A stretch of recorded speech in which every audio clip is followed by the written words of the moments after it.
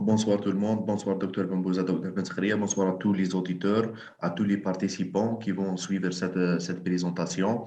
Donc aujourd'hui, on va aborder une conduite à tenir devant une protéinurie. La protéinurie qui est un stigmate important d'atteinte rénale. Mais avant d'entamer le sujet, j'essaie toujours de mettre en évidence une image avec le titre pour ancrer dans la tête une idée précise. Vous voyez là quatre images. La première, c'est de la bière. La deuxième, c'est la mer. La troisième, c'est des œufs battus. Et la quatrième, c'est des urines. Quel est le lien entre ces quatre images? Qu'est-ce que vous voyez, Dr Bambouza, Dr Benskria? Quel est le lien entre ces quatre images?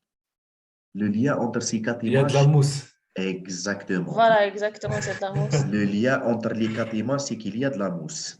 Là, j'essaie d'ancrer l'idée que la mousse dans les urines représente la présence de protéines en excès. La bière, il y a un pourcentage important de protéines dans la bière, c'est pour ça qu'il y a de la mousse. La mer, il y a des déchets de dégradation de produits organiques, il y a beaucoup de mousse. Et les œufs battus, les œufs, c'est carrément de l'albumine, c'est carrément le blanc de l'œuf, c'est carrément de l'albumine. Bien Donc, sûr. comme ça, il y a de la mousse. Donc, quand vous voyez beaucoup de mousse sur les urines, essayez de faire une protéinurie ou simplement une bandette et on va voir beaucoup plus quelle est la démarche Voilà, de la conduite à tenir. c'est bien d'avoir des réflexes comme ça, c'est des réflexes. Voilà. Exactement, c'est là pour ancrer une idée précise. Des urines type, mayonnaise. Exactement. Exactement. Donc, la protéinurie physiologique, c'est quoi? Il existe une protéinurie physiologique minime. 10 à 15 kg de protéines traversent le rein chaque jour, mais seulement 150 mg passent dans les urines. Donc là, on déduit la première définition. C'est 150 mg. C'est le seuil de la protéinurie physiologique. Quand on dépasse ce seuil, ça devient pathologique. Le glomérule va essayer toutes les protéines. On a dit 10 à 15 kg de protéines et seulement 150 passent dans les urines. Par quel mécanisme? Par le membrane, par le filtre glomérulaire. La paroi du capillaire glomérulaire va essayer de s'opposer à la filtration glomérulaire de la protéine par deux mécanismes. Par mécanisme fonctionnel, les charges négatives qui s'opposent aux charges négatives des protéines et par les fentes de filtration qui ne laissent pas passer les protéines supérieures à 70 kDa, y compris l'albumine. Donc, inférieures, les protéines qui passent dans les urines sont des protéines de faible poids moléculaire et sont en général inférieures à 70 kDa. La composition de cette protéine physiologique, 60% de cette protéine c'est des protéines de bas poids moléculaire qui traversent le glomérule. Et le plus souvent, et je tire une petite parenthèse pour les chaînes légères, parce que c'est très important de savoir ça pour en déduire les conséquences du myélome ensuite. Les chaînes légères, ce sont des protéines de faible poids moléculaire, comme les bêta-2-microglobulines, comme les lysosomes, vont traverser la membrane, la pente de filtration glomérulaire, vont être réabsorbés par les cellules tubulaires et vont être dégradés et réabsorbés par la suite. 40% des protéines restantes sont issues de la sécrétion tubulaire. Et la plus importante des protéines de la sécrétion tubulaire, c'est la protéine de Tamarfeld ou l'hyromoduline. C'est une protéine propre au rat. Cette protéine aura pour rôle d'empêcher la précipitation des minéraux, essentiellement le calcium et l'acide urique, et la formation du calcul. Dans les conditions physiologiques, la quantité d'albumine présente dans les urines est inférieure à 30 mg par jour. Donc là, on déduit la deuxième définition. Et là, on déduit aussi que l'albuminurie n'est pas la protéinurie. Donc la protéinurie totale, c'est 150 mg et l'albuminurie est 30 mg. Donc seulement 30 mg, c'est de l'albumine. Là, Zoom vient me signaler qu'il reste 10 minutes. Donc, si ça se coupe, on rejoint ensuite en recliquant sur le même lien. D'accord. D'accord. Donc, on a déjà déduit de définition, c'est la protéinurie physiologique qui est inférieure à 150 et la microalbuminurie qui est inférieure à 30. Donc, la protéinurie n'est pas la microalbuminurie, ce sont deux choses différentes. Là, c'est un glomérule avec un artériole afférent qui ramène le sang, un artériole efférent qui dégage le sang. avec les capillaires et la chambre urinaire. Là, il y a la fente de filtration. On va voir ça en détail. La fente de filtration, elle n'est pas qu'un simple filtre, mais il existe. Là, c'est la cellule endothéliale, la lumière capillaire. Là, c'est la membrane basale glomérulaire qui est chargée négativement pour empêcher les protéines de passer. Là, c'est celle qui est le prolongement des cellules podocytaires. Donc, la membrane, je rappelle juste que la membrane basale glomérulaire est attaquée par beaucoup de maladies, comme les anticorps anti-membrane basale glomérulaire qu'on voit dans la maladie du Gold-Pasture. Et cette membrane basale glomérulaire se Oui. trouve au niveau du rein, au niveau du poumon. Et pour ça, on appelle ça un syndrome pneumorénal dans le Gold-Pasture. Encore, si on zoome en détail sur cette fente de filtration, il y a beaucoup. C'est une matrice hautement dynamique qui n'est pas stable dans l'une des constitutions, l'une des protéines. Si on touche l'une des protéines et si elle est mal codée ou mal exprimée chez l'enfant, elle peut engendrer un syndrome néphrotique congénital. Donc, ce n'est pas qu'un simple filtre, c'est tout un génie de la filtration et qu'on va pas, on peut pas essayer de détailler maintenant. Indication de la dépistage, de maintenant qu'on a vu que c'est quoi la protéinurie physiologique, c'est qu'il y a une différence entre protéinurie et microalbuminurie et qu'il y a une fente de filtration qui est une matrice hautement dynamique. On va ici, c'est quoi l'indication, quelles sont les indications de dépistage de la protéinurie. Bon, the National Kidney Foundation recommande le dosage de la protéinurie chez tout patient à risque d'IRC. Hautement, la tête de file, c'est le diabète et l'HTA. Et beaucoup plus beaucoup plus le diabète que l'HTA, parce que le diabète, c'est une atteinte glomérulaire, alors que l'HTA, c'est une atteinte vasculaire qui va donner une protéinurie minime. Des antécédents familiaux de maladies rénales, des âges supérieurs à 60%, mais vu que la protéinurie est un marqueur de risque cardiovasculaire, comme on va voir par la suite, on recommande maintenant le dosage chez les coronaropathes ou équivalent de toute coronarien. Maintenant qu'on va doser la protéinurie, il faudra confirmer son caractère permanent. Est-ce qu'on peut s'arrêter sur ce point? Oui, bien sûr. Le risque cardiovasculaire. Je vais le développer par la suite. Hein. Ah, d'accord. Okay. Pardon, juste, est-ce que vous allez expliquer par la suite juste quand est-ce qu'on doit diminuer la protéine, on demande la protéinurie ou bien l'albuminurie, laquelle elle est Exactement, plus fiable? je vais y arriver. D'accord, ok. C'est juste le début. D'accord. Donc, si ça coupe, n'oubliez pas de rejoindre le même lien. D'accord? D'accord. D'accord. Là, quand je dose la protéinurie des 24 heures, je dois confirmer le caractère permanent. Comment confirmer le caractère permanent? Tout simplement en éliminant les protéinuries intermittentes ou transitoires. Pour faire simple, il faut éviter le dosage de faire la collecte des urines dans les états suivants. Quand la personne fait un effort prolongé ou un exercice physique intense, ça augmente la protéinurie, donc pas la peine. Si je fais une collecte des urines chez un patient, je lui demande de ne pas faire un effort physique au cours de la journée. Une fièvre élevée, ça fait augmenter les protéines. Donc, je ne fais pas la collecte des urines pour ne pas tomber dans les faux positifs, dans les infections urinaires ou dans les polyglobulés, dans l'insuffisance ventriculaire droite. Et je m'arrête à ce point. Comment une insuffisance ventriculaire droite va-t-elle augmenter notre protéinurie? Si on va faire un retour en arrière, insuffisance ventriculaire droite, augmentation de la précharge, augmentation des répressions de remplissage, donc retour en arrière jusqu'à la veine cave et les veines rénales qui vont être, dont la pression va être augmentée jusqu'à l'artériole efférent.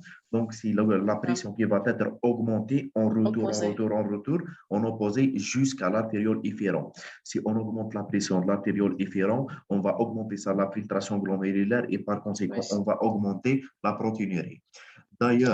D'ailleurs, les mécanismes antiprotéiniques du ISARA2, c'est diminuer la pression de l'artériole afférent, de diminuer la pression de filtration glomérulaire, on diminue la contraction de l'artériole efférent et on va détailler ça par la suite. Justement, pardon, juste un point, juste pour ouvrir une parenthèse. Juste une petite parenthèse, je sais, ce n'est pas notre sujet. Les IEC ISARA2, est-ce que ce sont des néphroprotecteurs ou bien le contraire? Bien sûr, ce sont des excellents néphroprotecteurs et j'y arrive. J'ai mis une plaque D'accord, spéciale, ça. Donc, d'accord. juste une entité, la protéinurie On dit, pardon, docteur Mbouza?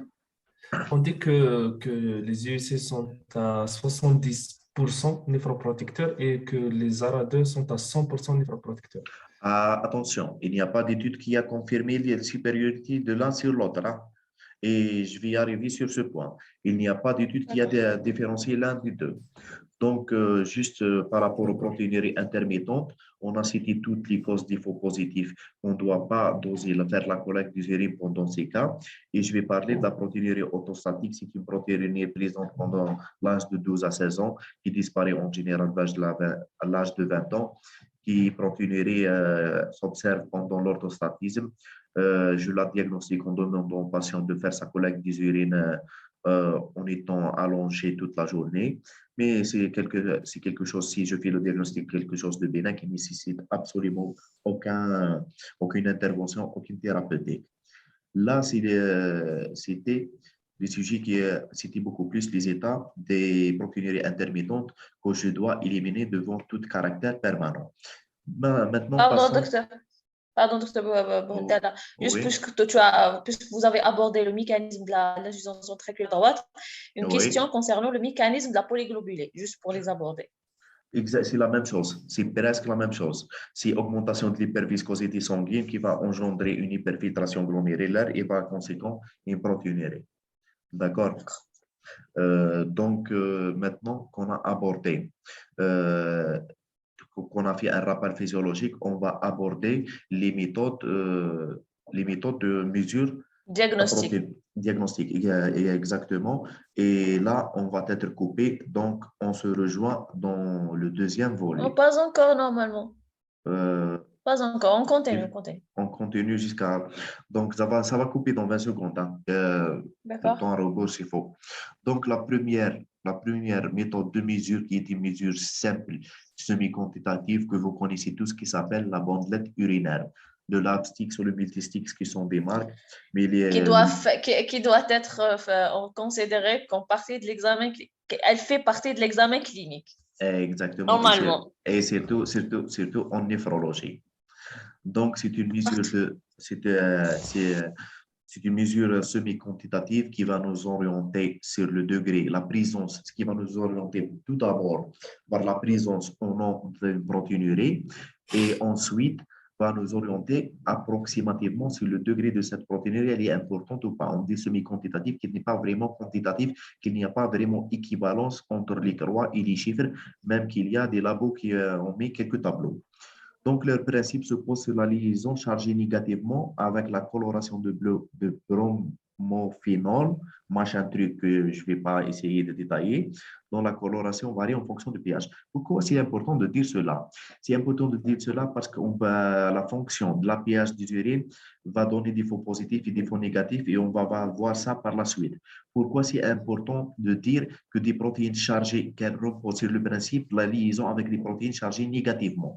Parce que les chaînes légères sont chargées positivement, donc elle ne va pas détecter les chaînes légères. Mais pour être dans le vrai, dans la littérature, on dit que la bandelette urinaire détecte que l'albumine. Elle va détecter les autres types de protéines, et notamment les chaînes légères, comme le myélome ou la protéinurie de Bence-Jones, qui va être négative. Les faux positifs et les faux négatifs. Si je commence par les faux négatifs, c'est des urines trop diluées. Le plus souvent, c'est des urines trop diluées. Ils vont donner des faux négatifs. Et la présence d'autres protéines autres que l'albumine. La bandelette urinaire détecte que l'albumine. Donc, s'il n'y a pas de l'albumine, ça va être négatif. Donc, si je vous donne, par exemple, si je fais une bandelette urinaire à un patient et je trouve négatif, mais je fais une collecte de protéinurie de 24 heures et je trouve à 3,5 grammes. Donc, deuxième partie de notre présentation, on a parlé de la bandelette urinaire. On a dit que c'est une méthode semi-quantitative de détecter ou non la présence de protéines. Et deuxièmement, c'est d'estimer approximativement la quantité de ces dernières. On a dit que le principe repose sur la liaison des protéines chargées négativement. C'est important de connaître cela pour déduire que les chaînes légères sont chargées positivement, donc ne peuvent pas être détectées par les bandelettes urinaires. Que cette réaction varie en fonction de du pH des urines. Donc, il va te donner des faux positifs et des faux négatifs. On a entamé les faux négatifs et on a parlé des urines diluées qui vont donner beaucoup plus de faux négatifs. On a on a dit que la bandelette urinaire détecte que de l'albumine. Donc, elle ne va pas détecter les autres types de protéines et notamment les chaînes légères. Donc, si j'ai un patient qui se trouve avec un dosage pondéral à 3 grammes avec une bandelette négative, donc là, je suis presque certain que c'est une protéinurie de Bence-Jones, c'est des chaînes légères. Pour les faux positifs, contrairement aux urines diluées, c'est des urines concentrées qui vont donner les faux positifs. Je ne vais pas citer tous les éléments parce qu'on ne va pas trouver tous les éléments dans la clinique. C'est beaucoup plus des urines concentrées. Une immersion longue qui va mettre à défaut la réaction, une hématurie macroscopique. N'essayez jamais de faire une protéinurie pendant une hématurie microscopique. Ça va surestimer, ça va non seulement donner des faux positifs, mais ça va surestimer. Une leucocyturie importante, mais rarement. Donc, le point le plus important, c'est le pH, c'est la concentration des urines et la présence d'hématurie macroscopique. D'accord.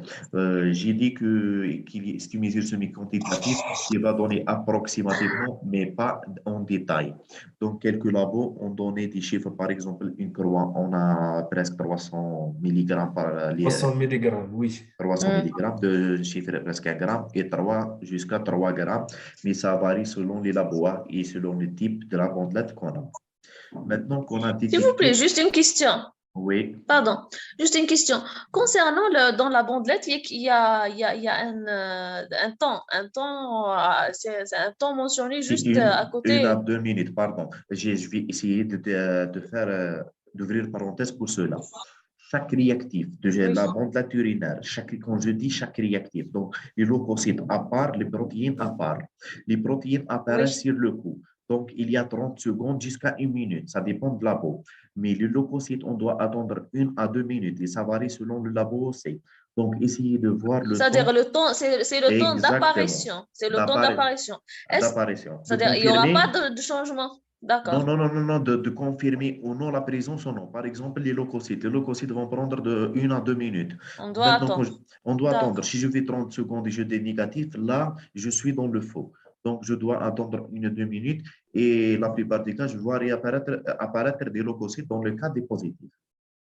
Mais la D'accord? protéinurie, c'est immédiate. La protéinurie en général immédiate, c'est 30 secondes en général. 30 secondes, D'accord. ça n'atteint pas les minutes. C'est juste immédiat. D'accord. Donc, maintenant qu'on a vu la première méthode, c'est la bandelette urinaire, on va faire quelque chose de précis. C'est le dosage pondéral de la protéinurie des 24 heures. Je vais essayer de demander aux patients de collecter ces urines pendant 24 heures en dehors des états qu'on a vus, qui donnent des protéinuries intermittentes qu'on a vues au début. Donc, si je demande au patient, je dois être clair avec lui qu'il collecte sur 24 heures dans une journée où il ne va pas faire d'efforts physiques importants, il n'y a pas d'infection urinaire, il n'y a pas d'une fièvre intense, il n'a pas une insuffisance ventriculaire droite. Je laisse la polyglobuline, l'orthostatisme parce que là, ce n'est pas des choses très fréquentes qu'on voit. Les étiologies de la Est-ce qu'on protéine. doit, pardon, est-ce qu'on doit Oui. suggérer un régime spécifique? Non, pas du tout. Aucun régime n'est suggéré pour le dosage pondéral de la D'accord, protéinurie. Je laisse mon patient dans d'accord. la situation telle qu'il est dans sa vie normale. Donc, si juste là, j'envoie les urines au labo et là, j'obtiens un chiffre. Et on va voir ça, on va faire ça dans la partie pratique. Et la parenthèse que je mets ici, s'il y a différence entre si je demande protéinurie des 24 heures, ce n'est pas la même chose quand je demande microalbuminurie des 24 heures. C'est pas du tout la même chose et on va voir ça par la suite. Donc, je vais faire un envol sur le protéine, sur les étiologies pour en déduire la conduite à tenir par la suite. Les protéinuries les plus importantes, c'est des protéinuries d'origine plasmatique. Ces protéines d'origine plasmatique, donc qui passent du sang, qui passent dans les urines. La première étiologie, c'est la protéine peut être liée à une augmentation de la perméabilité glomérulaire. Ici, toute la néphrologie, toutes les maladies glomérulaires. Est-ce que vous voyez le curseur bouger? Oui. Donc, la deuxième protéinurie, Si la protéinurie peut être liée à des modifications hémodynamiques intrarénales, comme on a vu pour l'insuffisance ventriculaire droite, l'orthostatisme, il est fort. Ça entre dans la modification hémodynamique intrarénale. Et là, je rajoute autre chose, c'est l'administration de composés vasoactifs. D'accord? Comme l'angiotensine, il est catécholamine. D'accord, l'équipe. La grossesse est une situation normale qui va augmenter la protéinurie. D'ailleurs, pour une femme enceinte, une protéinurie, le seuil de la protéinurie, c'est 300 jusqu'à 500 et c'est pas 150. Parce qu'il y a augmentation de la protéinurie chez la femme enceinte à cause de l'augmentation des modifications hémodynamiques en faveur de l'augmentation d'un débit sanguin rénal et d'une filtration glandulaire, surtout au premier trimestre. Troisième étiologie, c'est la étiologie qui est très importante, c'est la protéinurie de surcharge. C'est la surcharge. Pour les protéines de bas poids moléculaire qui passent la filtration glandulaire, qui vont être réabsorbées, sécrétées et dégradées dans le tubule et par conséquent réabsorbées, certaines protéines vont être produites en surcharge et ce mécanisme va être dépassé. Et je cite le cas le plus fréquent, c'est les chaînes légères d'immunoglobulines ou dans le myélome multiple. C'est des protéines de surcharge. Le mécanisme de réabsorption tubulaire va être dépassé. Et par conséquent, et on aura une présence dans les urines.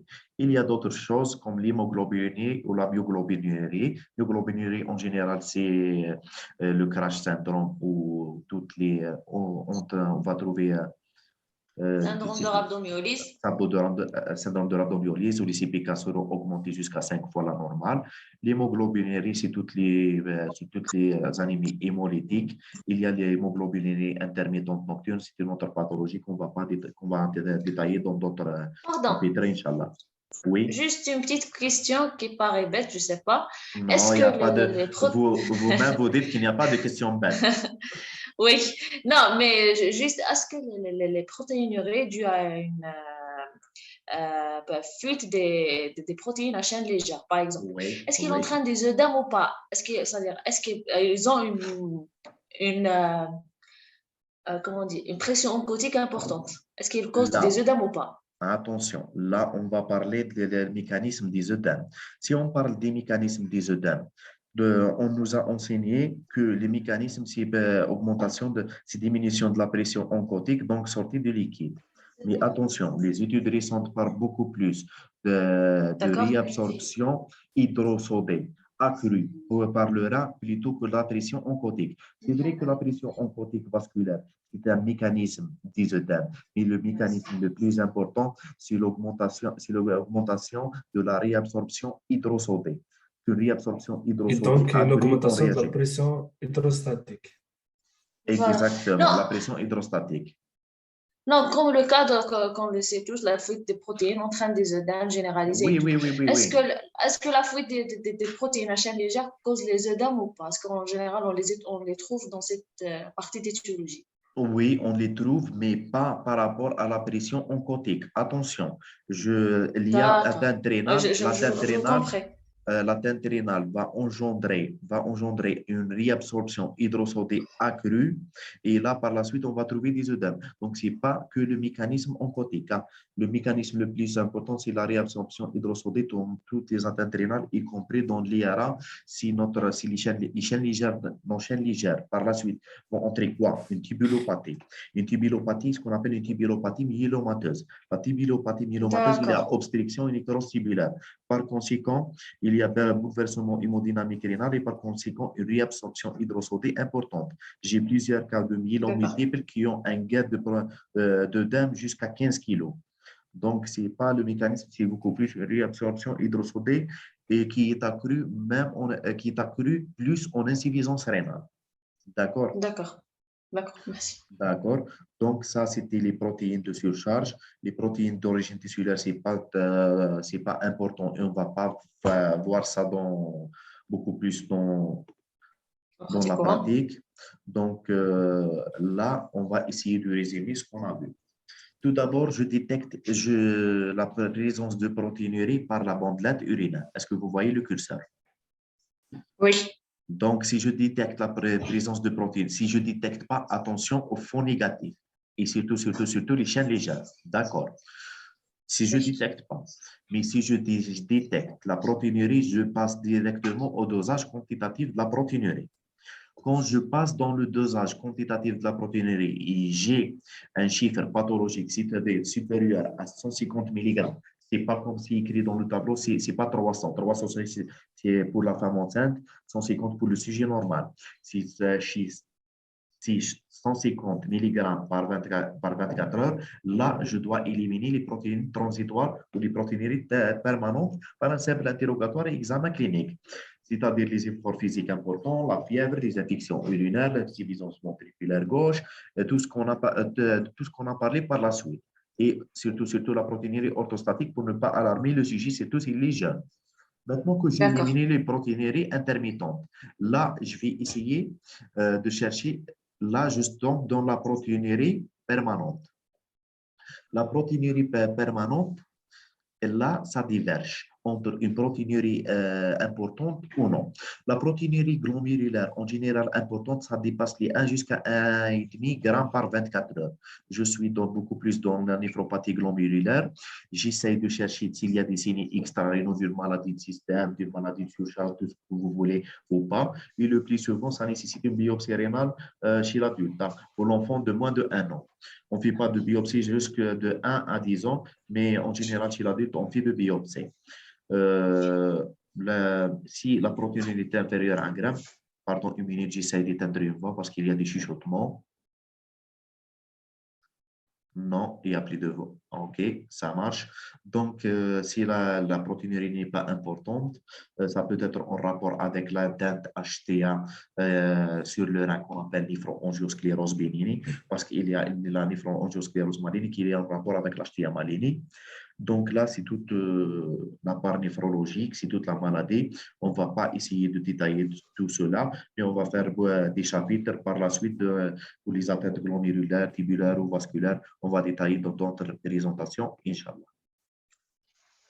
Juste, on arrête là. Oui, oui. Voilà, c'est bon, jette la flaque. Non, apparemment, vous allez parler de ça dans la flaque suite. Vous êtes très énergétique aujourd'hui. Hein? Vous précipitez les choses. Ça m'intéresse, ça m'intéresse. Oui. Donc, comme on a dit au début, il y a une différence entre microalbuminurie et protéinurie. La protéinurie n'est pas la microalbe. La microalbe, c'est toute une portion de la protéinurie. Une albuminurie normale, la présence d'albumine dans les urines n'excède pas les 30 mg par 24 heures. Entre 30 et 300 mg par 24 heures, ça s'appelle microalbuminurie. Au-delà de 300 mg, on appelle ça une macroalbuminurie. Et là, c'est carrément une protéinurie. Pourquoi on a utilisé le terme microalbuminurie?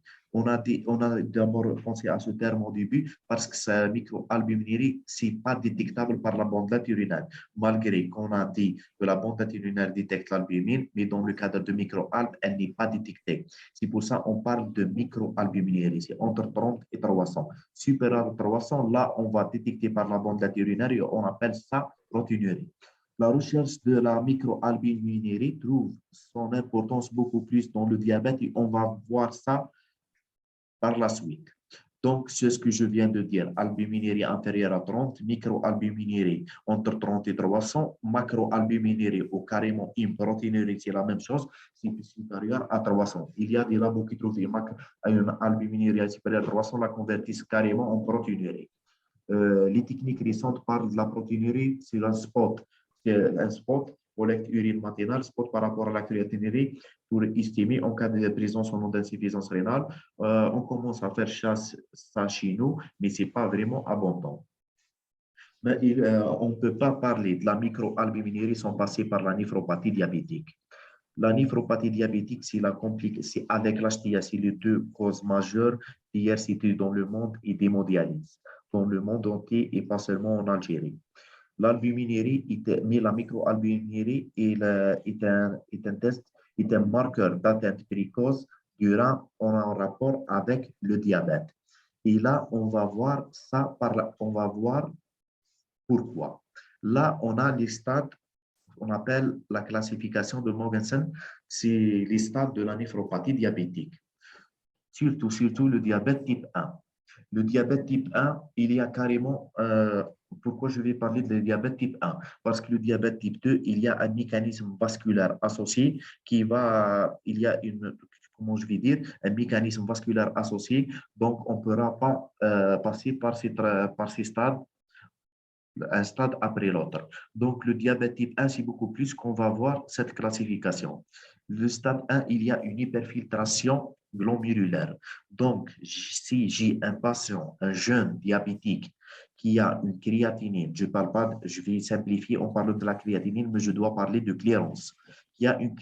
Par exemple, un jeune de 19 ans qui a une créatinine à 3.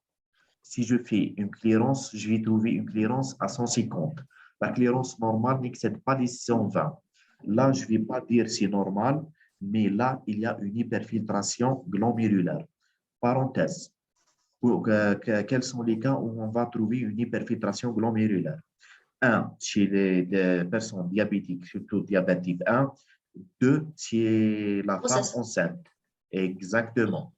D'ailleurs, avant les tests de grossesse, on faisait une créatinine et on trouvait une créatinine trop basse, va évoquer, surtout si la patiente a un retard et tout ça, on doit éliminer une grossesse, surtout les premières semaines du premier trimestre. L'hyperfiltration aussi, on va le trouver chez les sujets obèses. Cette hyperfiltration, elle n'est pas sans risque, mais elle va engendrer par la suite une lésion, ce qu'on appelle HSF, hyalinose segmentaire et focale. Toute hyperfiltration, elle est néfaste. C'est pour ça que je dois stopper cette. Bon, pour le diabète, je ne peux pas stopper cette hyperfiltration, mais pour les autres causes, je dois arrêter l'étiologie. Donc, le stade 2, c'est la présence de microalbuminurie intermittente. C'est pas sûr que je vais tomber. Si je fais la collecte, ça commence les lésions glomérulaires, mais c'est une microalbuminurie intermittente, je ne vais pas être sûr de la capter. Là, le stade 3, c'est la présence de microalbes. C'est le seul stigmate de la néphropathie diabétique.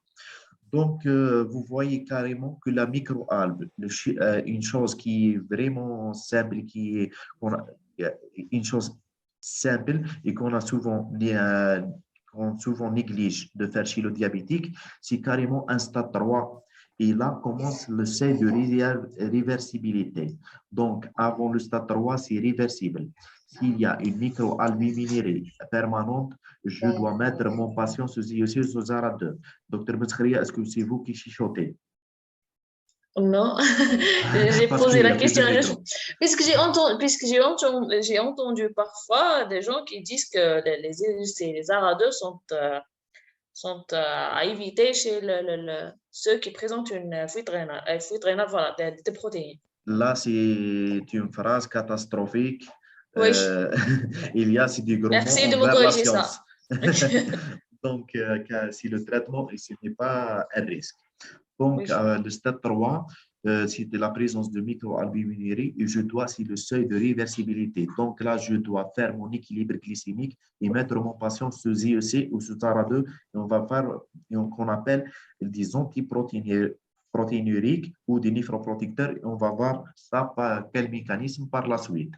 Au stade 4, c'est carrément une protéinurie, carrément on peut trouver un syndrome néphrotique et insuffisance rénale. Stade 5, c'est l'ERCT, c'est carrément un stade terminal. Donc, le stade 4 et 5, c'est carrément irréversible. Avant le stade 3, c'est réversible. C'est pour cela, on demande toujours à nos collègues les endocrinos de faire un dépistage de la microalbuminurie chez les patients diabétiques. On dit qu'on utilise comme traitement les IEC pour le diabète type 1 et l'ARA2 pour le diabète type 2, mais c'est pas vraiment il n'y a pas d'étude qui prouve l'efficacité de l'un par rapport à l'autre. Donc, ça, c'est la protéinurie. La microalgue. La microalgue qui est une toute petite chose qui va arriver jusqu'à un stade 3 de la néphropathie diabétique, mais sa répercussion, elle est importante. On a trouvé que la microalgue, c'est un facteur de risque cardiovasculaire important. Autre marqueur précoce de la fête rénale, elle représente aussi un patient à risque cardiovasculaire important. Et les études ont montré qu'une survie à 25% à 10 ans en cas de microalgue contre 60% seulement en son absence. Donc, c'est un facteur de risque de mortalité important. Là, c'est un tableau qui a révolutionné la néphrologie en étant publié en 2012 par l'ICADIGO, Kidney Global Outcomes Disease, qui est, qui est l'association qui est internationale. Là, est-ce que vous voyez le changement de diapo? Parce que ça bloque chez moi. Vous voyez le changement de la diapo? Oui, Docteur Meskhria, est-ce que ça change? Oui, ça change. Oui. ça Donc, change. donc ça s'est débloqué. Donc, les CADICO ont publié ça, je crois, en 2012 ou en 2009. Si le risque cardiovasculaire, c'est la mortalité en rapport avec la protéinurie et l'insuffisance rénale. Si on prend la protéinurie normale, microalbe et macroalbe, là, il y a augmentation du risque cardiovasculaire. Et l'augmentation du risque cardiovasculaire, il est aussi important dans le degré de l'insuffisance rénale. L'insuffisance rénale du stade 1 jusqu'à l'insuffisance rénale terminale. Donc, ça, c'est la corrélation entre les deux variantes, qui est la protéinurie et l'insuffisance rénale, par rapport à la mortalité et le risque cardiovasculaire qui est augmenté de la présence de l'une ou des deux qui va majorer ce dernier.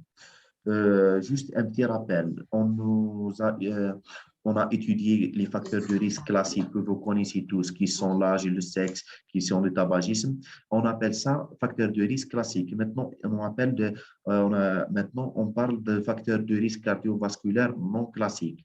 L'IRC est considéré parmi les facteurs de risque cardiovasculaire non classiques par ses mécanismes, par cette hypervolémie, par sa rigidité vasculaire. Carrément, la rigidité vasculaire, c'est carrément, la rigidité vasculaire engendrée par l'IRC, par d'autres mécanismes, c'est un facteur de risque cardiovasculaire non classique. Et là, on parle de la protéinurie qui est un facteur de risque cardiovasculaire non classique.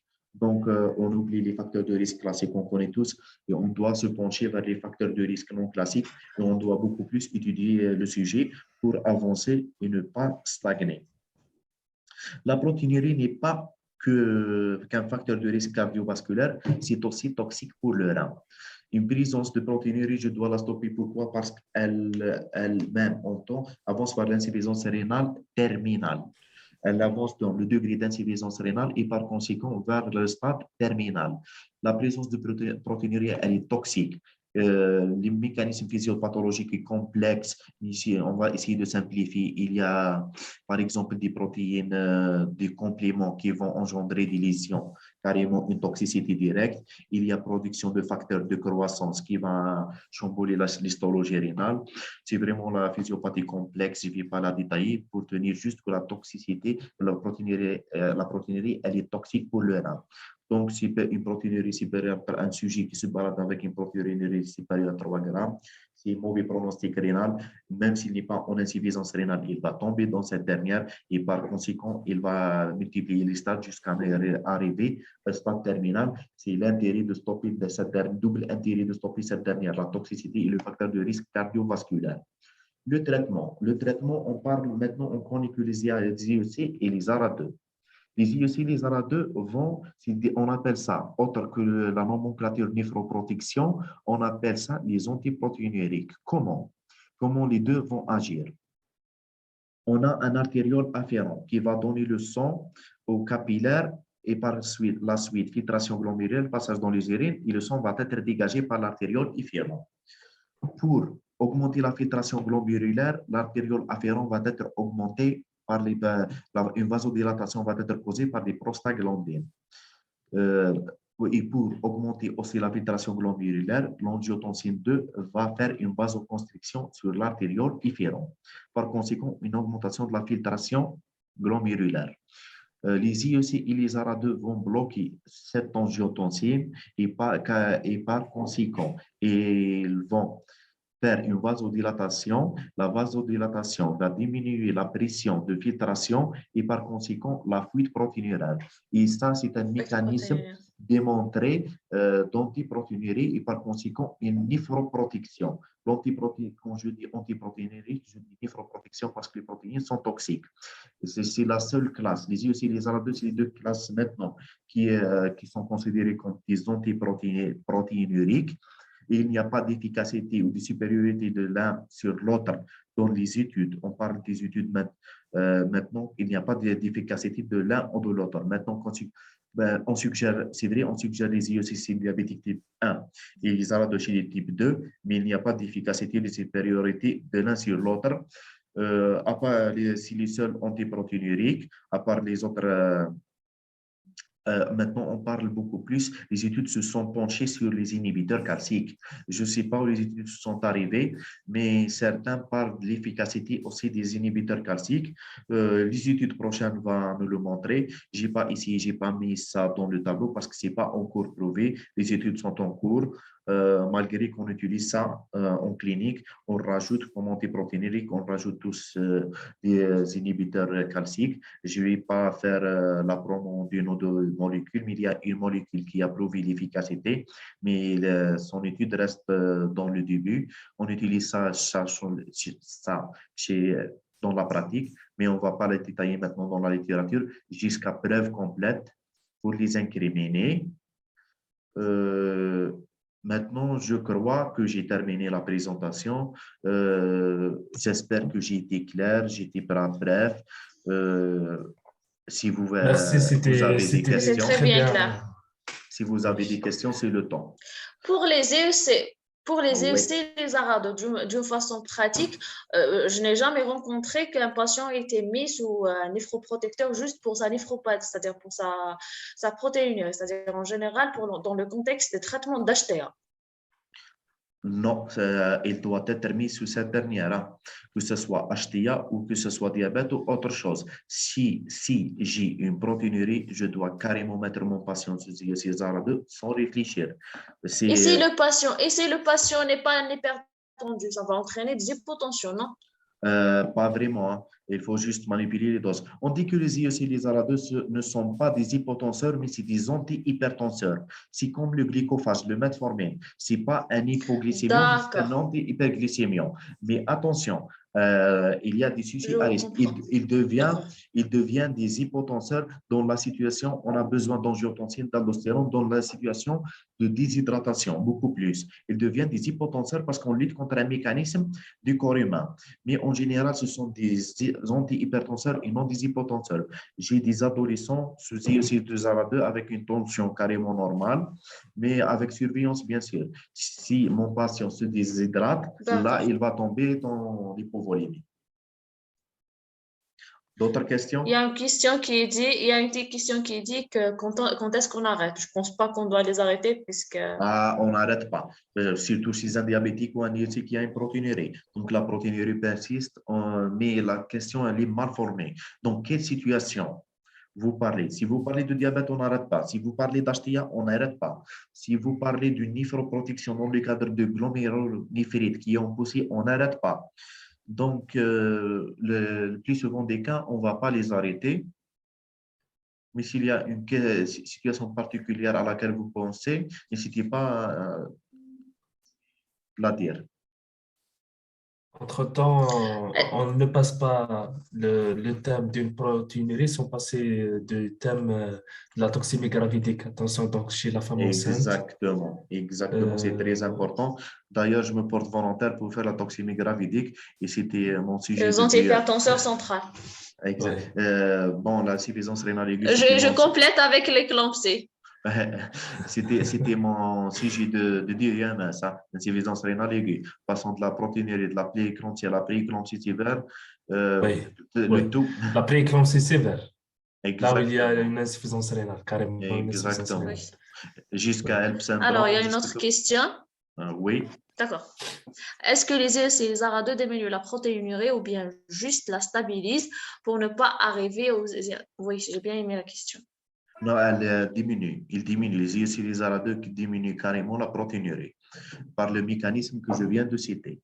Qu'est-ce que vous voulez dire par la stabiliser? C'est-à-dire ne pas augmenter le chiffre? Non, il la diminue carrément. Si on a certains patients répondent très bien parce que le mécanisme est très clair.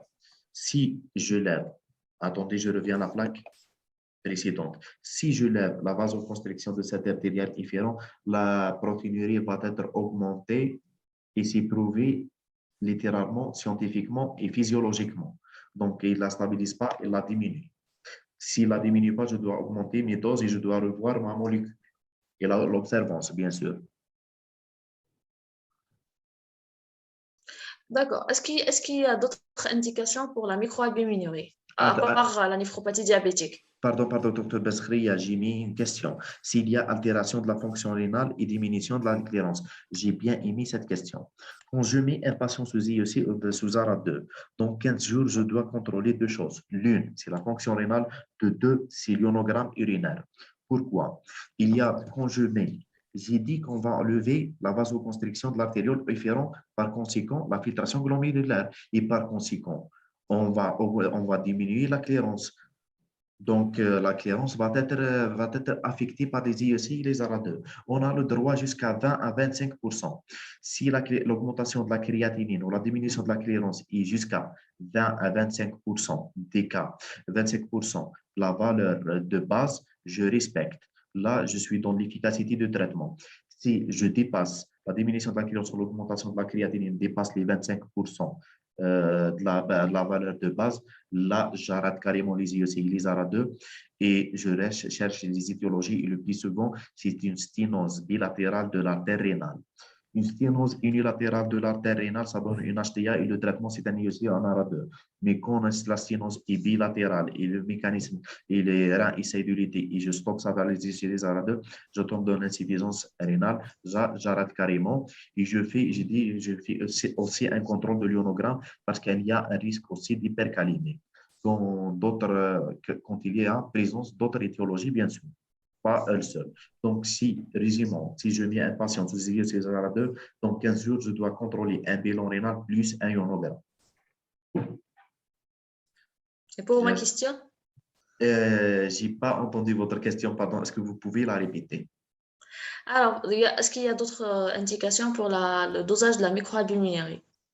Bien sûr, il y a d'autres indicateurs. Bon, le plus, je n'ai pas essayé de détailler pour retenir et pour sensibiliser les jeunes médecins de prescrire la microalbuminurie chez le diabétique.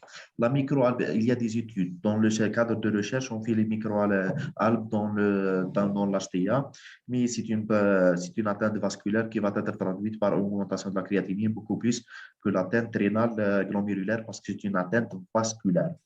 Donc, moi, je trouve cliniquement que je m'occupe beaucoup plus de diabète, micro-albidiabète, beaucoup plus que d'autres étiologies, parce qu'il y a beaucoup d'effets positifs, surtout dans les situations de protéinurie intermittente qu'on a vues par la suite.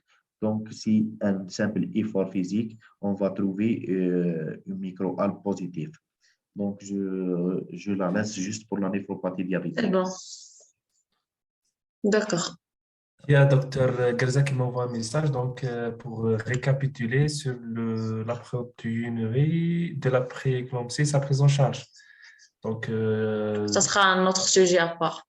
C'est un sujet à part, oui. La protéinurie supérieure à 300 mg par 24 heures, c'est un élément de diagnostic positif pour une prééclampsie. Donc, une HTA gravidique, association d'une HTA gravidique avec une protéinurie positive supérieure à 300. Okay, donc, 300 grammes, oui. Comme on vient de préciser, donc c'est 300 la limite pour la femme enceinte. Exactement. Donc, supérieur à 300, c'est une prééclampsie jusqu'à preuve du contraire. Mais attention, docteur Bembouza, là je dois poser deux questions. Présence d'HTA ou non? Présence d'HTA ou non? C'est une HTA gravidique. Très bien. Donc, d'une HTA gravidique, pour un âge de grossesse. Non, justement, est-ce que HTA du troisième trimestre, beaucoup plus, c'est pas l'HTA. Exactement. Voilà. Et le deuxième point que je dois me poser la question, c'est est-ce que je suis à 20 à 22 semaines ou pas? Parce qu'il y a beaucoup de néphropathies qui sont révélées par la grossesse avant 20 semaines. 20 semaines, ce n'est pas la prééclampsie, c'est une néphropathie révélée par la grossesse. Sans oublier qu'elle peut arriver dans les 6 semaines après la grossesse. C'est toujours considéré comme… Exactement. Je crois qu'il nous reste 4 minutes. Il y a une autre question. Est-ce que les IEC ont leur place chez la population pédiatrique? Le syndrome néphrotique. Bien sûr. Ils ont la même. Non, je ne sais pas par rapport à la même, mais on l'utilise carrément. J'ai travaillé avec la pédiatrie, la réanimation pédiatrique quand j'étais à la limite. Ils sont, bien sûr qu'ils ont leur place.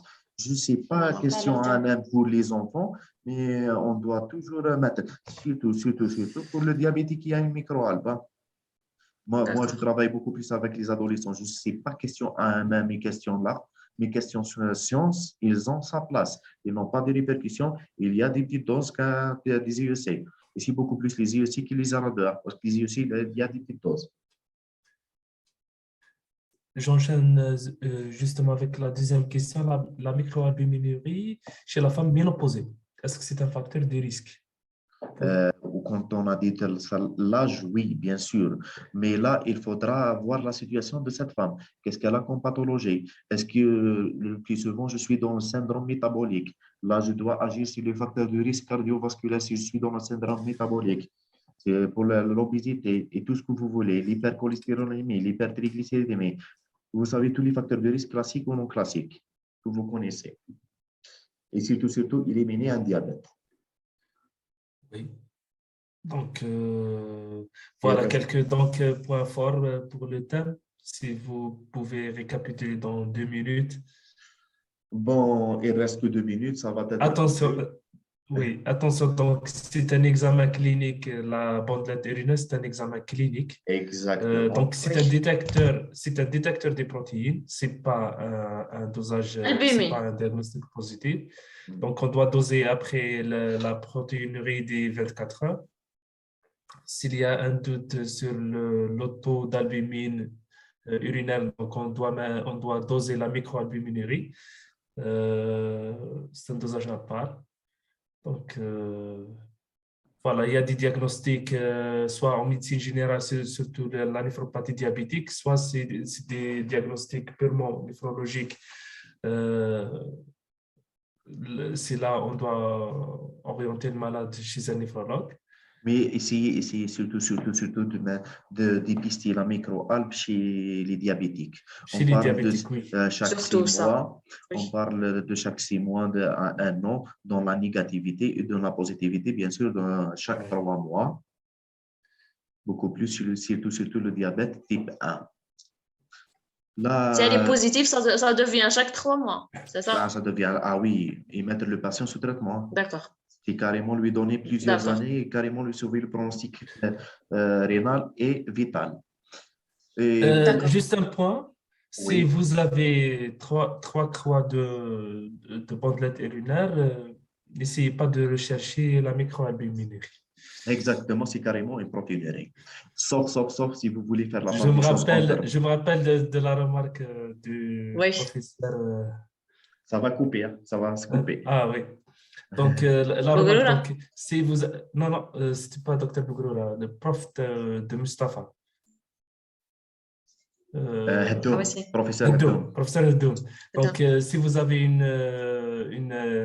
albuminurie, une protéinurie positive, on ne recherche pas la microalbuminurie. Et donc, correct. on fait pas un test de grossesse chez une femme qui vient pour un accouchement. Exactement. Voilà.